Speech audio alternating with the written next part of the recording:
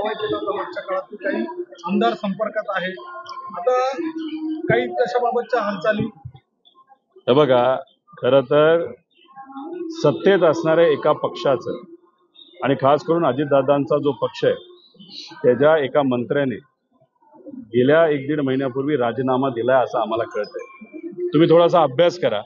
गेल्या 1.5-2 महिन्यामध्ये कुठला असा मंत्री आहे जो लोकांच्या निगडीत त्यांचं खातं असताना सुद्धा, दुष्काळ्या महाराष्ट्रामध्ये आणि शेतकरी अडचणीत असताना सुद्धा लोकात दिसत नाही, चर्चा करत नाही, न शेतकऱ्याच्या बाजूली चर्चा होताना आपल्याला दिसते, न मंत्र्यांकडनं सुद्धा तिथं चर्चा केली जाते.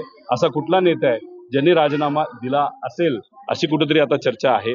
आणि दुसरं, त्यांच्यातले 12 आमदार भाजपमध्ये जायला तयार आहेत असंही कुठेतरी चर्चा आहे. आणि 22 आमदार हे राष्ट्रवादी म्हणजे आदरणीय पवार साहेबांकडे यायला सुद्धा इच्छुक आहेत अशी चर्चा आहे. आणि ही चर्चा असताना त्याच्यात निलेश लंकेंनी जो निर्णय घेतला तो फक्त एकट्यापुरता नसून येत्या काळामध्ये अनेक असे स्वाभिमानी आमदार आहेत जे कदाचित पूर्वी दमदाटी असेल, दबाव तंत्र असेल त्यामुळे तिथं गेले असले तरी परत एकदा लोकसभेत आणि लोकसभा झाल्यानंतर साहेबांबरोबर आणि विचाराबरोबर येतील असा विश्वास आम्हा सगळ्यांना वाटतो.